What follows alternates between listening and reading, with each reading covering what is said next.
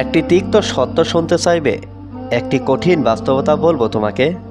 যদি তুমি মারা যাও তাহলে তোমার আত্মীয় স্বজন, তোমার আপন মানুষগুলো সর্বপ্রথম এটাই জিজ্ঞাসা করবে যে টাইম কত হয়েছে। কারণ তোমার মৃত্যুর থেকে গুরুত্বপূর্ণ তাদের সময়। মনে মনে চাইবে যদি শেষ কার্যটা একটু দ্রুত সম্পন্ন হয়। তারা ভাববে তুমি এ পৃথিবী থেকে চলে গিয়েছো, এটা ন্যাচারাল বিষয়। মানুষ জন্ম নিলে মৃত্যুবরণ করবে, এটাই স্বাভাবিক। কিন্তু হ্যাঁ, তারা নিজের ওপরে এটা প্রযোজ্য করে না। যদি করতো তাহলে তোমার মৃত্যুর জন্য তাদের হাতে একটু তো সময় থাকতো। দেখো, এটা তিক্ত হলেও বাস্তব, এটা সত্য। এই যে তোমার জীবনের থেকে প্রিয় বন্ধুগুলো, যাদেরকে ছাড়া তুমি এক মুহূর্ত থাকতে পারো না, সেই বন্ধুগুলো তোমাকে নিয়ে স্ট্যাটাস দেবে, তোমাকে নিয়ে স্টোরি লাগাবে, কিন্তু তারপর আবার তারা অন্য কোনো ভিড়ের অংশ হবে। হয়তোবা 2-1 সপ্তাহের জন্য তুমি তাদের অন্তরে থাকবে, দেন তারপর ভুলে যাবে। তাদেরও বন্ধু হবে, নতুন নতুন আরও সব বন্ধু জোগাড় হবে, আগের মতোই ভিড়ে একত্রিত হবে, কিন্তু সেই ভিড়ের মধ্যে তুমি থাকবে না। আমি জানি শুনতে খারাপ লাগছে, আমি জানি মানতে অসুবিধা হতে পারে, কিন্তু এটা তো অস্বীকার করা যাবে না। যাকে তুমি মন থেকে চাইতে, সে হয়তোবা অন্য কাউকে চাইতে শুরু করবে। যে বলতো তোমাকে ছাড়া বাঁচবে না, সেও তোমাকে ছাড়া বাঁচতে শুরু করবে। তুমি না থাকলে যাদের দিন অতিবাহিত হয় না, তাদেরও দিন অতিবাহিত হতে শুরু করবে তোমার অনুপস্থিতিতে। হ্যাঁ, হয়তোবা পরিবারের মানুষগুলো সব থেকে বেশি কষ্ট পাবে। পরিবারের মানুষগুলোই সব থেকে বেশি কষ্ট পাবে, কিন্তু সমাজের চাপে তারাও হাসতে শিখে যাবে। তারাও তোমাকে ছাড়া ভালো থাকার অভ্যাসটা বানিয়ে নেবে। বছর ঘুরতে না ঘুরতে তুমিও তাদের কাছে স্মৃতি হিসাবে রয়ে যাবে। তোমার জীবনের বাস্তবতাগুলো হয়তোবা তোমার পরিবারের লোকজন অন্যদের কাছে কাহিনী হিসাবে শোনাবে, গল্প হিসাবে শোনাবে। প্রশ্ন তো মনে আসতেই পারে যে এগুলো বলার অর্থ কী, এগুলো বলার কারণ কি? এগুলো বলার অর্থ একটাই, যে পৃথিবী কখনোই কারোর জন্য থেমে থাকে না। তোমার জন্য পৃথিবী থেমে থাকবে না, আমার জন্য পৃথিবী থেমে থাকবে না। যারা তোমাকে বলে যে তুমি ছাড়া আমি বাঁচবো না, তারাও তোমাকে ছাড়া বাঁচতে শুরু করে দেবে। এই জন্য বলবো যে নিজের জন্য বেঁচে থাকো, নিজের জন্য লড়াই করো, নিজের খুশির জন্য লড়াই করো। দিন শেষে তোমার কবরে কান্না করার মতো মানুষও থাকবে না। আমরাও যদি একটু ভাবতে শুরু করি, দেখব আমাদের জীবনের কিছু গুরুত্বপূর্ণ মানুষ, একটা সময় যারা আমাদের জীবনের সব থেকে গুরুত্বপূর্ণ ছিল, তারা হয়তোবা আজ পৃথিবীতে নেই। তাদেরকে আমরা শুরুতে প্রচুর স্মরণ করতাম, ভাবতাম যদি সেই মানুষটা বেঁচে থাকতো, ভাবতাম যদি সে আমার জীবনে স্থায়ী থাকতো, কিন্তু একটা সময় পরে আমরা তাদেরকে ভুলে যাই। অবশ্যই আমরা ভুলে যাই। তো তোমাকেও একটা সময় পরে এইভাবে ভুলিয়ে দেওয়া হবে, এইভাবেই মানুষ তোমাকে ভুলে যাবে। এই যে কথাগুলো বলছি, তার পিছনে একটা বড় কারণ আছে। আমরা যে সারাক্ষণ সকলের সামনে নিজেকে পারফেক্ট প্রমাণ করতে চাই, এটার জন্য কথাগুলো বলা। আমরা যে সকলের সামনে ভালো হতে গিয়ে নিজেই নিজের সামনে খারাপ হয়ে যাই, এই জন্য কথাগুলো বলা। আসলে আমরা ভুলে যাই যে পৃথিবীর প্রত্যেকটা মানুষই আলাদা আলাদা, পৃথিবীর প্রত্যেকটা মানুষই ইউনিক। যখন আমরা আমাদের যোগ্যতার উপরে প্রশ্ন তুলি, তখন আমরা আমাদের নিজেদের উপরে সন্দেহ করি। তখন নিজেই নিজেকে এটা বোঝানো উচিত যে প্রত্যেকটা মানুষই ইউনিক, প্রত্যেকটা মানুষই আলাদা আলাদা।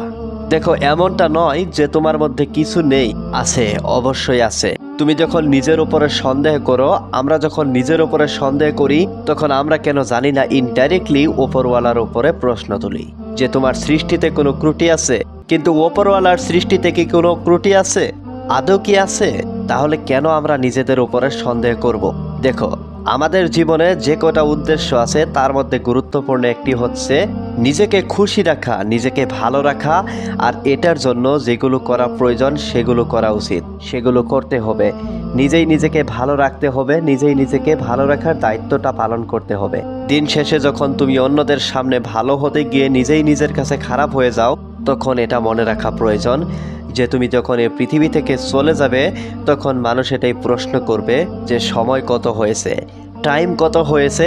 তাদের কাছে তখন গুরুত্বপূর্ণ এটা নয় যে তুমি এই পৃথিবী থেকে চলে গেছো, তাদের কাছে গুরুত্বপূর্ণ এটা যে তাদের দ্রুত বাড়ি ফিরতে হবে, তাদের দ্রুত নিজের কাজ করতে হবে। তোমার অনুপস্থিতিতে হয়তোবা মানুষ সমালোচনা করবে, হয়তোবা প্রশংসা করবে, হয়তোবা কথা বলবে, কিন্তু তাদের হাতে তোমার জন্য কিন্তু কোনো সময় থাকবে না। আর এগুলো শোনার পরেও যদি তুমি নিজেই নিজের কষ্টের কারণ হও, নিজেই নিজের মন খারাপের কারণ হও, তাহলে আমার আর কিছু বলার নেই। কষ্ট দেওয়ার জন্য, মন খারাপ করানোর জন্য গোটা পৃথিবী আছে, কিন্তু তুমি কেন? নিজেই কেন নিজেকে কষ্ট দেবে? একটি কথা মনে রেখো, যারা তোমার অনুভূতি জানার পরেও তোমাকে কষ্ট দিয়ে কথা বলে তারা কখনোই তোমার আপন হতে পারে না। আপন মানুষেরা কখনো অনুভূতির উপরে আঘাত করে না।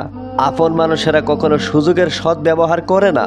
প্রকৃত আপন মানুষেরা যারা শুধুমাত্র কথাই আপন, তাদের কথা বলা হচ্ছে না। জীবনে একটা কথা মনে রেখো, মিথ্যা সঙ্গ, মিথ্যা প্রতিশ্রুতির মধ্যে থাকার চেয়ে একা থাকাটা অনেক ভালো। জীবন আমাদেরকে একটা মেসেজ দেয় যে পৃথিবীতে তুমি একাই এসেছো, একাই যেতে হবে। সুতরাং একা থাকার মধ্যে কোনো খারাপ কিছু নেই, একা থাকা যেতেই পারে।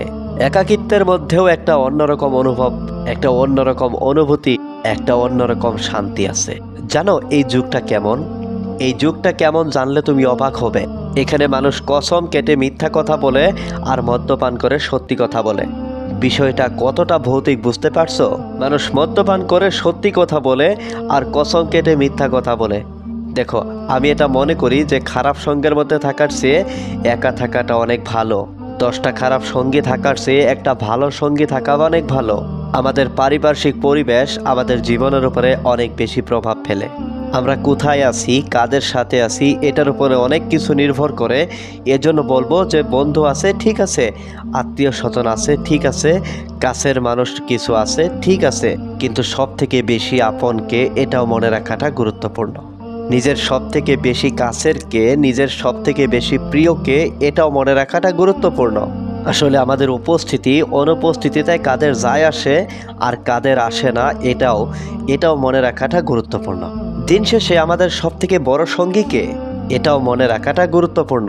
আর যখন তুমি এই প্রশ্নগুলো নিজেই নিজেকে করবে যে আমার সব থেকে বড় আপন কে, আমার সব থেকে কাছের কে, আমার সব থেকে প্রিয় কে, তখন তুমি উত্তর হিসেবে নিজের নামটাই পাবে। কারণ এ পৃথিবীতে, সত্যি বলছি, এ পৃথিবীতে নিজের থেকে অধিক আপন কেউ হয় না। হ্যাঁ, কিছু মানুষ আমাদেরকে অনেক বেশি ভালোবাসে। আমাদের বাবা মা, আমাদের কিছু আপন মানুষ থাকে। এ পৃথিবীতে প্রত্যেকটা মানুষের জীবনে থাকে কিছু মানুষ সত্যি আমাদেরকে অনেক বেশি ভালোবাসে। সেটা স্বার্থে হোক বা নিঃস্বার্থে হোক, ভালো আমাদেরকে বাসে। আমাদের বাবা মার ভালোবাসার পিছনেও স্বার্থ থাকতে পারে, কিন্তু তাদের সেই স্বার্থটা জায়েজ। একবার ভেবে দেখো যে মানুষ দুটো তোমাকে নিঃস্ব অবস্থা থেকে ভালোবাসছে, যখন তোমার কাছে কিছুই ছিল না তখন থেকে তোমাকে আগলে রেখেছে, তোমাকে বড় করেছে, তোমাকে সঠিক শিক্ষা দেওয়ার চেষ্টা করেছে। সেই মানুষগুলো যদি একটু স্বার্থের জন্য ভালোবাসে, আমার মনে হয় না এখানে কোনো অন্যায় কিছু আছে। নিঃস্বার্থ ভালোবাসা সব থেকে বেশি উপরওয়ালার কাছ থেকে আসে। হ্যাঁ, নিঃস্বার্থ ভালোবাসা সব থেকে বেশি উপরওয়ালার তরফ থেকে আসে। আর যদি এ পৃথিবীতে আমাদের বাবা মা আমাদেরকে স্বার্থে ভালোবেসে থাকে, তাহলে সেই স্বার্থের মধ্যে অন্যায় অপরাধ কিছু নেই। দেখো, এত কিছু বলার কারণ নিজেকে গুরুত্ব দিতে হবে, নিজেকে ভালোবাসতে হবে, নিজেকে খুশিতে রাখতে হবে, নিজেকে আনন্দে রাখার দায়িত্বটা নিজেকেই নিতে হবে। আর হ্যাঁ, অহংকারকে ত্যাগ করতে হবে। প্রথমে যে কথাগুলো তোমাকে বললাম, এই যে তোমার উপস্থিতি অনুপস্থিতিতে কারোর কোনো যায় আসে না, এটাই আমাদের কাছে স্পষ্ট করে দেয় যে অহংকার করে কোনো লাভ নেই। আমরা থাকি বা না থাকি তাতে পৃথিবীর কোনো ক্ষতি হবে না। আমরা থাকি বা না থাকি তাতে পৃথিবীতে কোনো পরিবর্তন আসবে না। যারা আমাদের ছাড়া থাকতে পারতো না তারাও থাকতে শুরু করবে, তারাও থাকতে শিখে নেবে। যারা আমাদের ছাড়া কিছু ভাবতে পারতো না তারাও ভাবতে শুরু করবে। যারা আমাদেরকে আপন ভাবতো তাদের জীবনেও নতুন কিছু আপন মানুষ চলে আসবে। যারা আমাদের ছাড়া কিছু ভাবতে পারতো না তারাও ভাবতে শুরু করবে। যারা আমাদেরকে আপন ভাবতো তাদের জীবনেও নতুন কিছু আপন মানুষ চলে আসবে। যারা আমাদেরকে ভুলার চেষ্টা করবে না তারাও সমাজের চাপে ভুলতে বাধ্য হবে, তারাও সমাজের চাপে হাসতে বাধ্য হবে। দিন শেষে পৃথিবীর মতো করেই চলতে থাকবে।